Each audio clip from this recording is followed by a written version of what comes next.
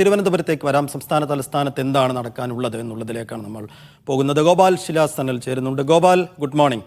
ഇന്നിപ്പോൾ നാമനിർദ്ദേശ പത്രികകൾ പ്രധാനികളൊക്കെ സമർപ്പിക്കുന്ന ഒരു ദിവസം കൂടിയാണ്. തിരുവനന്തപുരത്ത് ശശി തരൂർ സ്വാഭാവികമായും ഇന്നലെ കഴിഞ്ഞ ദിവസം പന്ന്യൻ രവീന്ദ്രൻ വലിയൊരു പ്രകടനമായി CPM-ൻ്റെയും CPI-യുടെയും മുതിർന്ന നേതാക്കളുടെയൊക്കെ സാന്നിധ്യത്തിൽ വലിയൊരു പ്രകടനമായിട്ടായിരുന്നു ആ പത്രിക സമർപ്പിച്ചത്. ആ നിലയ്ക്ക് അതിനേക്കാൾ ഒരു പടി മുകളിൽ നിൽക്കാൻ കോൺഗ്രസും ശശി തരൂരും ശ്രമിക്കും. ആ നിലയ്ക്ക് ഇന്ന് എങ്ങനെയായിരിക്കും ആ ഒരു പത്രികാ സമർപ്പണം? VV ജോയ് ഇന്ന് എത്തുന്നുണ്ട്, അതിനപ്പുറത്തേക്ക് ഇന്ന് രാഹുൽ ഗാന്ധി ഇവിടെ എത്തുന്നുണ്ട്. അങ്ങനെ മൊത്തത്തിൽ സംസ്ഥാന തലത്തിൽ ഈ തെരഞ്ഞെടുപ്പിൻ്റെ ചൂട് ഇന്ന് ഈ പത്രികാ സമർപ്പണങ്ങളോട് എത്ര കണ്ട് അതിൻ്റെ ഒരു പീക്കിലേക്ക് എത്താൻ സാധ്യതയുണ്ട്?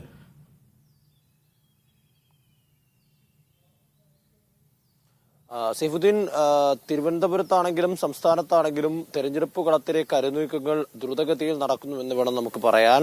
കാര്യം ഇന്ന് തിരുവനന്തപുരത്തെയും തെക്കൻ കേരളത്തെയും സംബന്ധിച്ചിടത്തോളം പ്രധാനപ്പെട്ട സ്ഥാനാർത്ഥികൾ നാമനിർദ്ദേശ പത്രിക കൊടുക്കുന്ന ദിവസം കൂടിയാണ്. കഴിഞ്ഞ ദിവസം സൈഫുദ്ദീൻ സൂചിപ്പിച്ചതുപോലെ തന്നെ LDF സ്ഥാനാർത്ഥി, തിരുവനന്തപുരം മണ്ഡലത്തിലെ LDF സ്ഥാനാർത്ഥി പന്ന്യൻ രവീന്ദ്രൻ വലിയൊരു പ്രകടനത്തോടെ മുതിർന്ന നേതാക്കളുടെ സാന്നിധ്യത്തിൽ തിരുവനന്തപുരത്തെ ആകെ അറിയിച്ചുകൊണ്ടുള്ള ഒരു നാമനിർദ്ദേശ പത്രിക പ്രകടനമായിരുന്നു, അല്ലെങ്കിൽ സമർപ്പണമായിരുന്നു നടത്തിയത്. അതിന് തൊട്ടടുത്ത ദിവസമാണ് ഇന്ന് ശശി തരൂർ ഇത്തരത്തിൽ നാമനിർദ്ദേശ പത്രിക നൽകുക. ഇന്ന് ഉച്ചയ്ക്ക് 2 മണിയോടുകൂടി കളക്ടറേറ്റിലെത്തി നാമനിർദ്ദേശ പത്രിക സമർപ്പിക്കുമെന്നതാണ് നമുക്ക് അറിയാൻ സാധിക്കുന്നത്. അതിനു മുൻപായി അദ്ദേഹത്തിന് ചില പൊതുപരിപാടികൾ കൂടി ഷെഡ്യൂൾ ചെയ്തിട്ടുണ്ട്. ആ പരിപാടികളെല്ലാം പങ്കെടുത്തതിന് ശേഷമാകും ഇത്തവണ ഇവിടെയും ഒരു പ്രകടനത്തോടു കൂടിയുള്ള നാമനിർദ്ദേശ പത്രിക സമർപ്പണമായിരിക്കും എന്നതാണ് നമുക്ക് കോൺഗ്രസ് നേതൃത്വം നൽകുന്ന ഔദ്യോഗികമായിട്ടുള്ള അറിയിപ്പ്. അതിനോടൊപ്പം തന്നെ ആറ്റിങ്ങൽ മണ്ഡലത്തിലെ LDF സ്ഥാനാർത്ഥി VV ജോയിയും ഇന്ന് നാമനിർദ്ദേശ പത്രിക സമർപ്പിക്കുന്നുണ്ട്. അദ്ദേഹത്തിന്റെ കാര്യത്തിലും വലിയൊരു ശക്തി പ്രകടനം CPM-നെ സംബന്ധിച്ചിടത്തോളം ഏറെ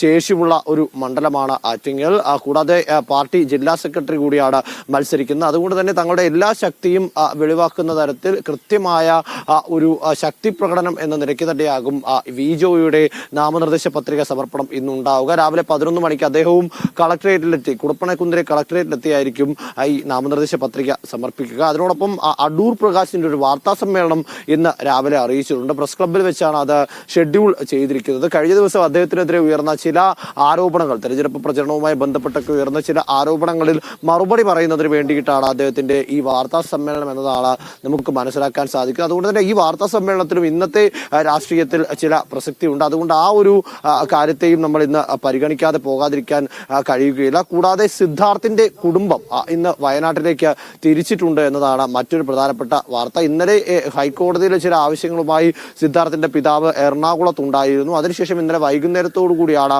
സിദ്ധാർത്ഥിന്റെ പിതാവ് വയനാട്ടിലേക്ക് തിരിച്ചിട്ടുള്ളത്. രാഹുൽ ഗാന്ധിയെ കാണുന്നതിന് വേണ്ടിയാണ് അദ്ദേഹം അങ്ങോട്ടേക്ക് പോയിരിക്കുന്നത് എന്നാണ് നമ്മോട് അറിയിച്ചിട്ടുള്ളത്. ഇന്ന് അദ്ദേഹം, രാഹുൽ ഗാന്ധി ഇന്നാണ് നാമനിർദ്ദേശ പത്രിക സമർപ്പിക്കുന്നതും വയനാട്ടിൽ ആദ്യമായി പ്രചരണത്തിനിറങ്ങുന്നതും. ഈ നാമനിർദ്ദേശ പത്രിക സമർപ്പിച്ചതിന് ശേഷം ഒരു കൂടിക്കാഴ്ച ഉണ്ടാകുമെന്നതാണ് അദ്ദേഹത്തിന് ഈ സിദ്ധാർത്ഥിന്റെ പിതാവ് ജയപ്രകാശിന് ലഭിച്ചിരിക്കുന്ന അറിയിപ്പ്.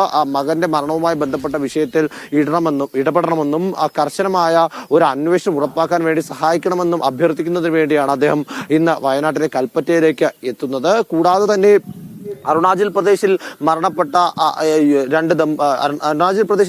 ദമ്പതികളുടെയും സുഹൃത്തിന്റെയും മരണവുമായി ബന്ധപ്പെട്ട തുടർ വാർത്തകളും ഇന്നുണ്ടാകുമെന്നാണ് നമ്മൾ പ്രതീക്ഷിക്കുന്നത്. ഇന്നലെ വട്ടിയൂർക്കാവ് പോലീസ് അരുണാചൽ പ്രദേശിലെ ഇറ്റാനഗറിലേക്ക് തിരിച്ചിരുന്നു. ദുർമാന്ത്രവാദവുമായി ബന്ധപ്പെട്ട വലിയ ദുരൂഹതകളും ആരോപണങ്ങളും ഒക്കെ നിലനിൽക്കുന്നതിനാൽ തന്നെ അക്കാര്യത്തിൽ വിശദമായ അന്വേഷണം അരുണാചൽ പ്രദേശ് കേന്ദ്രീകരിച്ചും ഇറ്റാനഗർ കേന്ദ്രീകരിച്ചും പോലീസ് നടത്തും എന്നതാണ് അറിയാൻ സാധിക്കുന്നത്. ഇന്ന് ഉച്ചയോടുകൂടി ഹോട്ടലിലെത്തുന്ന സംഘം വിശദമായ പരിശോധന അവിടെ നടത്തി എന്താണ് ഏകദേശം ഒരു ധാരണ ഉണ്ടാക്കിയതിനു ശേഷമാകും ഈ മൃതദേഹം നാട്ടിലേക്ക് അയക്കുന്ന കാര്യത്തിലടക്കം തുടർ നടപടികൾ സ്വീകരിക്കുക. അതോടൊപ്പം തന്നെ ഈ നാട്ടിലെ ചില പ്രദേശങ്ങൾ കേന്ദ്രീകരിച്ചും നാട്ടിലെ ഇവരുടെ ചില ബന്ധങ്ങൾ കേന്ദ്രീകരിച്ചുമുള്ള അന്വേഷണങ്ങൾ നടക്കുന്നുണ്ട്. സൈബർ തല അന്വേഷണവും പുരോഗമിക്കുന്നു എന്നതാണ് നമുക്ക് മനസ്സിലാക്കാൻ സാധിക്കുന്ന കാര്യം. പ്രധാനപ്പെട്ട മറ്റൊരു കാര്യം SLC ഹയർ സെക്കൻഡറി മൂല്യനിർണ്ണയം ഇന്ന് ആരംഭിക്കുന്നു എന്നുള്ളതാണ്. SLC പരീക്ഷയിൽ 38.5 ലക്ഷം പരീക്ഷാ പേപ്പറുകൾ പേപ്പറുകളാണ് മൂല്യനിർണ്ണയം ചെയ്യാനുള്ളത്. ഏകദേശം 70 ക്യാമ്പുകളിലായി 14,000-ഓളം അധ്യാപകരെയാണ് ഈ മൂല്യനിർണ്ണയത്തിന് വേണ്ടി ചുമതലപ്പെടുത്തിയിട്ടുള്ളത്. ഹയർ സെക്കൻഡറിയിലാകട്ടെ 2 വർഷവുമായി 1ഉം 2ഉം വർഷ ക്ലാസ്സുകളായി 52 ലക്ഷത്തോളം പേപ്പർ വാലുവേഷൻ നടത്താനായിട്ടുണ്ട്. അവിടെയും ഏകദേശം 25,000-ഓളം അധ്യാപകരെ ചുമതലപ്പെടുത്തിയിട്ടുണ്ട്. അതിൽ പകുതിയോളം ഡബിൾ വാലുവേഷൻ ആയിരിക്കും, ഇരട്ട മൂല്യനിർണ്ണയമായിരിക്കുമെന്നും സർക്കാർ അറിയിച്ചിട്ടുണ്ട്. ഏപ്രിൽ 20-ന് മൂല്യനിർണ്ണയം പൂർത്തിയാക്കി മെയ് ആദ്യവാരം ഫലം പ്രഖ്യാപിക്കാൻ കഴിയും എന്നതാണ് വിദ്യാഭ്യാസ വകുപ്പിന്റെ കണക്കുകൂട്ടൽ. ശരി, വളരെ പ്രധാനപ്പെട്ട ഒരു കാര്യമാണ് അവസാനം ഗോപാൽ സൂചിപ്പിച്ചത്. SSLC പരീക്ഷയുടെ മൂല്യനിർണ്ണയം ഇന്ന് തുടങ്ങുന്നു എന്നറിയുമ്പോൾ അത് വിദ്യാർത്ഥികൾക്ക്, അവരുടെ രക്ഷിതാക്കൾക്ക്, അധ്യാപകർക്കൊക്കെ ഏറ്റവും പ്രധാനമായി അവർ കാത്തിരിക്കുന്ന ഒരു വാർത്ത തന്നെയാണ്. ഇനി മൂല്യനിർണ്ണയം കഴിഞ്ഞ് അതിൻ്റെ റിസൾട്ടിലേക്ക് കടക്കുമ്പോൾ വലിയ ആകാംക്ഷയിലാണ് ആ ലോകം മുഴുവനുള്ളത്. മറ്റൊരു ഏറ്റവും പ്രധാനപ്പെട്ട കാര്യം, അരുണാചൽ പ്രദേശിൽ മരിച്ചവരുടെ കാര്യം ഗോപാൽ സൂചിപ്പിച്ചു. വലിയ ഒരു ദൗർഭാഗ്യകരമായ ഒരു മരണവാർത്ത തന്നെയായിരുന്നു കോട്ടയം, തിരുവനന്തപുരം സ്വദേശികൾ. അപ്പോൾ ആ വാർത്തയിൽ എന്താണ് മരണകാരണം, ദുർമന്ത്രവാദം എന്നൊക്കെ ഇപ്പോൾ പറയുന്നുണ്ട്, എന്താണ് യഥാർത്ഥ മരണകാരണം, അവിടെ ബോഡീസ് ഇങ്ങോട്ട് കൊണ്ടുവരുമോ എന്നൊക്കെയുള്ള ചോദ്യങ്ങൾക്ക് വരും മണിക്കൂറിൽ ഉത്തരം വരും എന്ന് നമ്മൾ പ്രതീക്ഷിക്കുകയും ചെയ്യാം.